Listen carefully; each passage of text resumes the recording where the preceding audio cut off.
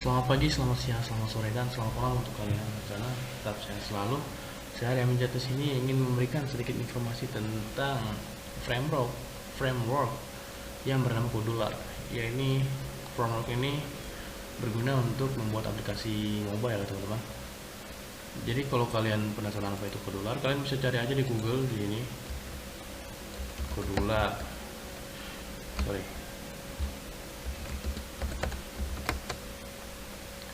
Nah, Google mengatakan Kodular adalah situs web yang menyediakan tools yang mempunyai MIT App Inventor untuk membuat aplikasi Android dengan menggunakan block programming. Ya, jadi ini Kodular ini adalah sebuah website penyedia untuk membuat aplikasi Android ya, teman-teman. Jadi user bisa membuat aplikasi menggunakan Kodular, dan Kodular ini sistemnya adalah drag and drop. Kalau kalian tahu Bootstrap, ya sistemnya sama seperti Bootstrap. Dia itu tinggal tarik dan taruh saja ya. Kita langsung aja masuk ke websitenya kali ya. Nama websitenya itu adalah kodular.io. Oke. Dan di tampilan awal kodular.io, kalian akan menemui halaman ini. Nah, di halaman ini kalian lihat ada create apps di sini. Tapi kalau jika kalian ingin membaca-baca tentang Kodular lebih lanjut, kalian bisa scroll ke bawah dan baca-baca jika ingin tahu ya, atau see more juga bisa sih. Jadi kalian sekarang create apps.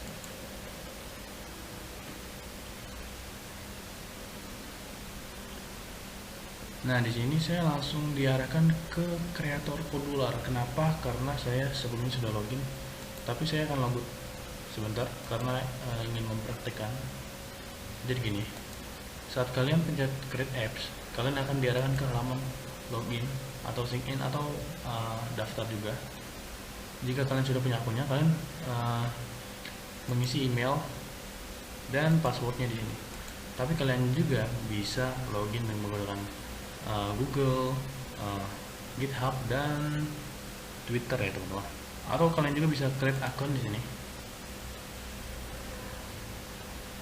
Nah, nanti kalian tinggal ikuti arah-arahnya saja ya. Dan saya karena ingin login menggunakan akun Google, saya akan menggunakan akun Google saya. Akun Google yang ini bisa program.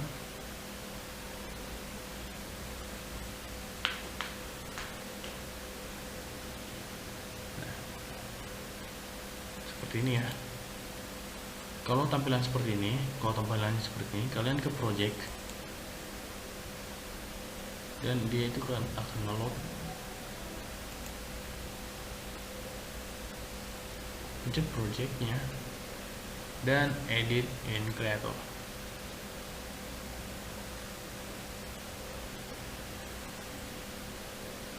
Nah, kalian akan diarahkan ke halaman yang setelah login seperti ini.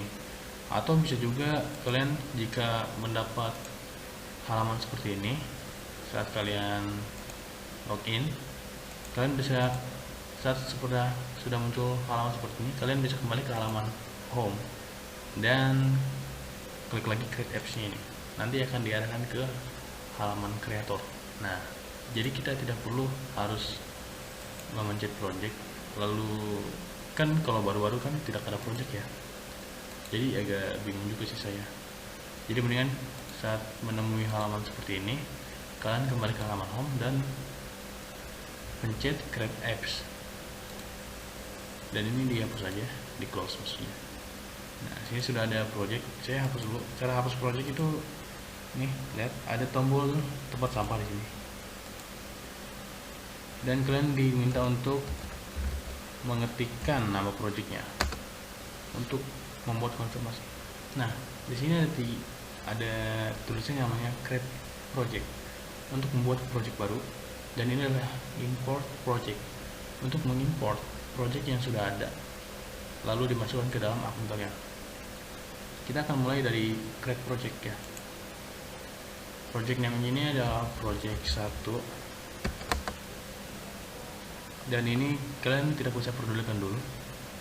Kalian langsung pencet finish aja. Sedang membuat project. Dan ini adalah halaman dashboard di Codolar ya. Di sini terdapat view ya, mungkin tampilan bagaimana aplikasi nanti akan seperti apa gitu. Untuk ukuran layarnya bisa kalian atur di sini. Sini ada LG Nexus, Google Pixel, Samsung dan lain sebagainya ya. Nah, di sini. Tapi saya biasa menggunakan bawaan ya.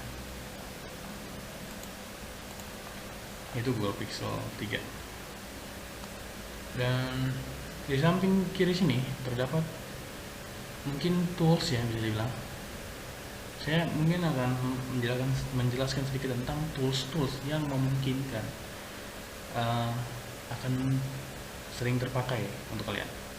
Di bagian user interface yang mungkin sering terpakai adalah button. Button ini adalah sebuah tombol ya. Jadi tombol untuk action gitu. Misalkan kalian ingin berpindah tempat dari screen home ke screen yang lainnya. Dan checkbox ini untuk nyilang gitu ya, mencentang maksudnya, atau bisa dibilang untuk memilih juga sih. Image kalian tahu sendiri, image untuk menambahkan gambar. Di sini untuk bisa diatur tinggi dan lebarnya ya. Dan ini juga bisa diatur untuk clickable ya. Misalkan kalian nih ingin membuat gambar itu ingin menjadi link gitu, kalian harus aktifkan clickable-nya ini. Atau kalian ingin menghilangkan gambarnya untuk sementara, kalian bisa invisible kan image-nya ini. Ada di bagian paling bawah yaitu visible. Nah, checkbox yang ini adalah ini teman-teman. Nah, jadi seperti itu cara kerja checkbox yang ini. Dan label adalah untuk memasukkan tulisan ya. Ini untuk font color, untuk mengatur warna dari teksnya itu sendiri. Background color, sorry, kita none aja, yaitu transparan non itu. Dan ini clickable seperti yang image sebelumnya. Ini untuk font bold, yaitu untuk tebal ya teman-teman. Dan ini font italic untuk cetak miring. Ini untuk mengatur font size, dan kita 20. Ini font bold biar lebih ketarakan italic.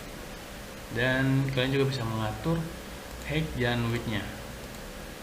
Width-nya saya biasanya memakai, tergantung ya teman-teman. Dan font typeface-nya ini bisa apa aja, bisa sans serif, monoscope, robot thin, robot regular, dan lain sebagainya. Jika kalian ingin menjadikan label ini sebagai icon, kalian bisa pilih font typeface-nya ini adalah material icon ya teman-teman. Untuk mengambil iconnya itu, kalian bisa kunjungi website Google Fonts, teman-teman, icons, sorry kesalahan ya sini.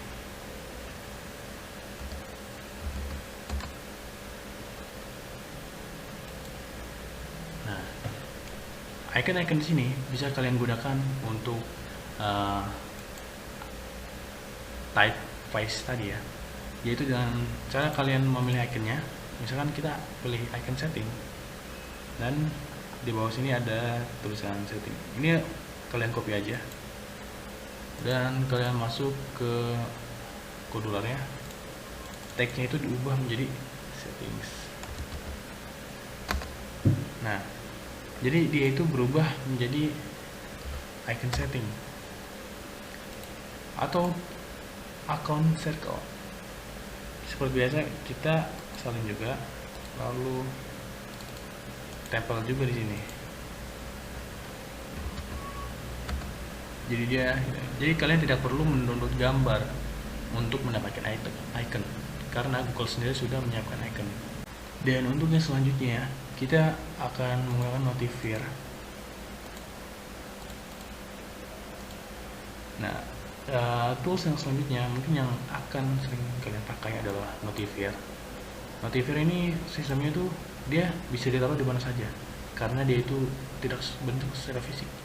Dia itu dieditnya di dalam blog. Jadi Notifier itu dieditnya di dalam sini, di dalam blog.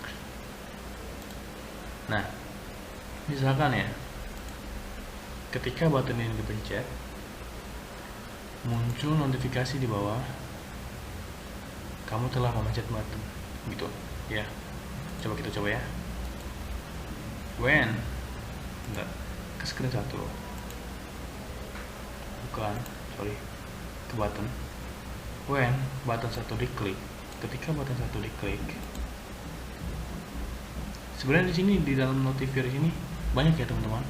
Tapi untuk memunculkan notifikasi seperti ya standar gitu, kalian hanya cukup ini saja. Show alert. Jadi menimbulkan sebuah apa ya? Pokoknya kayak ada notifikasi gitu di atasnya. Lalu untuk mengisi notis ini kita membutuhkan teks, dan kita coba scroll paling atas dan teks kosong ini ya teman-teman. Yang lainnya kalian hiraukan dulu.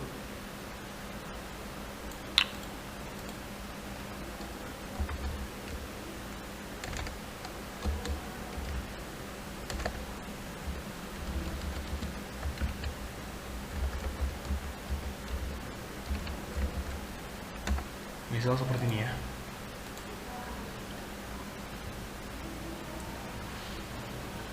Kita save dulu dan coba kita export ya teman-teman untuk melihat apakah berhasil atau tidak. Tunggu pengeksporannya selesai.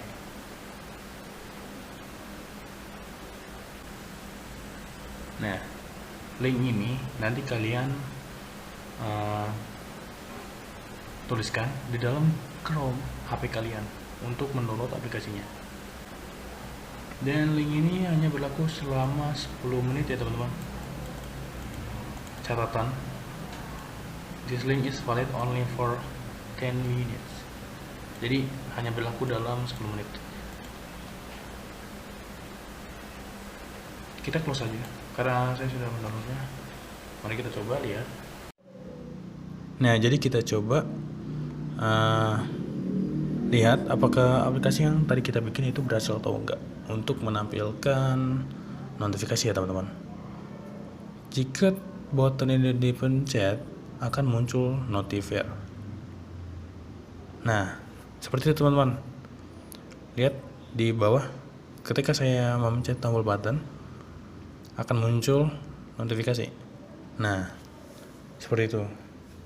Jadi bisa dia bilang notifier ini berhasil teman-teman. Oke, kita lanjut ke tools yang berikutnya. Dan lalu setelah notifier ini, di bawah notifier ada radio button. Radio button sebenarnya cara kerjanya sama dengan checkbox. Namun radio button itu tidak bisa di unchecklist lagi. Kalian pernah nggak nemuin ujian online gitu? Ketika kalian sudah untuk pilihan gandanya ya, ketika kalian sudah memilih jawaban, radio button itu tetap ada gitu. Dan apalagi ya, nah text box ini berguna untuk membuat form ya teman-teman. Kita lihat. Nah, dan di sini ada background color, dan ini ada error text. Error text ini kalian tidak usah pikirkan dulu untuk saat ini. Dan ini ada font bold. Nanti tulisan yang akan ditulis user akan tebal ya teman-teman. Dan ada font italic. Ini untuk font size-nya, dan ini untuk typeface-nya. Dan ini untuk hint for text box 1. Ini maksudnya apa? Ini jadi seperti itu teman-teman tampilannya.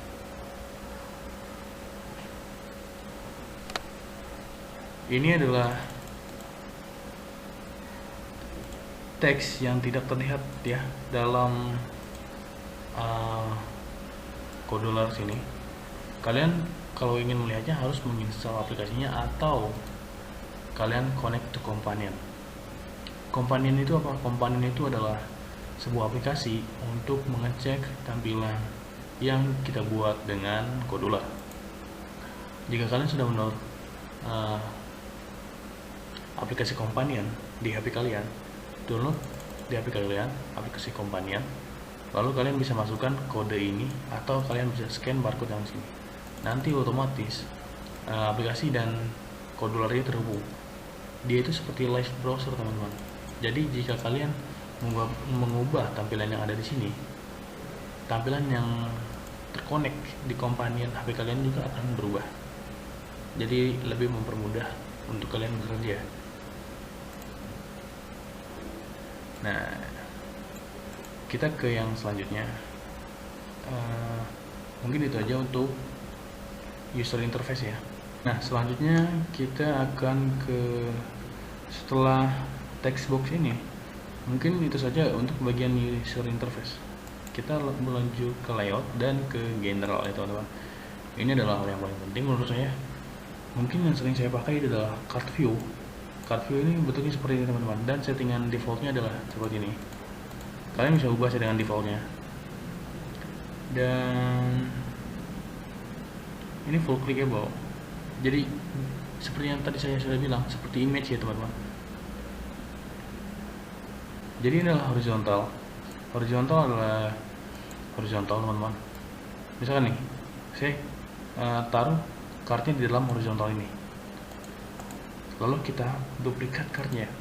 Nah, dia itu akan ke samping teman-teman. Tapi kalau kita tidak pakai horizontal, contoh kita pakai vertikal,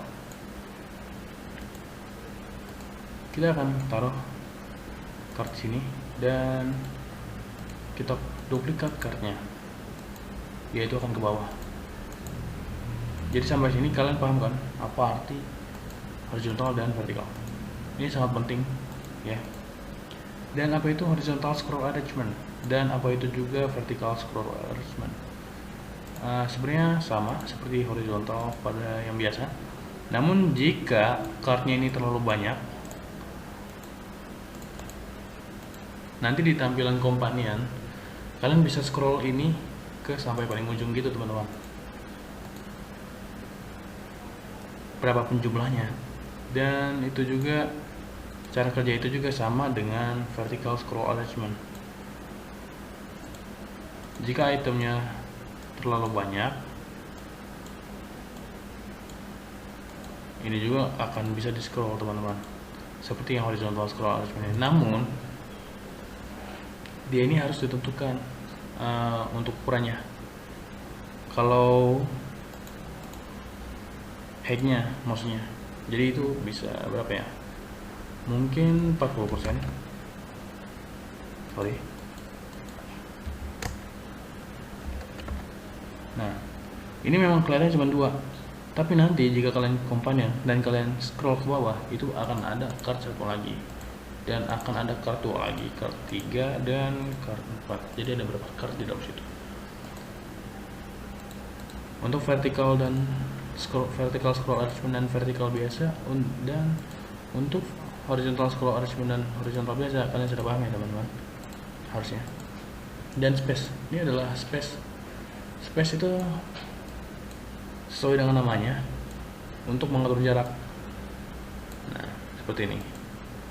Dia itu bisa kalian atur juga tingginya, kan 20 pixel atau ke 60 pixel. Nah, seperti itu. Dan untuk lebarnya juga bisa 60 pixel. Jadi ini pengatur jarak. Segitu saja untuk general, dan kita ke list. List ini adalah hanya terdapat 2 item ya teman-teman. List view dan list view image dan text. Ini berguna jika kalian ingin membuat search bar. Nih, ini namanya search bar teman-teman. Ini itu. Jika kalian ingin membuat search bar di dalam aplikasi kalian menggunakan Codular, kalian dipermudah dengan menggunakan di sini. Lanjut ke view. Di sini lalu ada flipper, view flipper. View flipper adalah, kita bisa lihat sini, a visible component that can animate between two or more layout component that have been added to it. Jadi kayak gini teman-teman. Dia ini mainnya di blok. Kalian harus punya gambar. Jadi gambarnya itu nanti berganti secara otomatis teman-teman. Seperti itu. Mungkin yang sering saya pakai sih cuman dari sini dan sini saja teman-teman. Sebenarnya ada ya banyak lagi yang pernah saya pakai, seperti barcode scanner untuk scan barcode.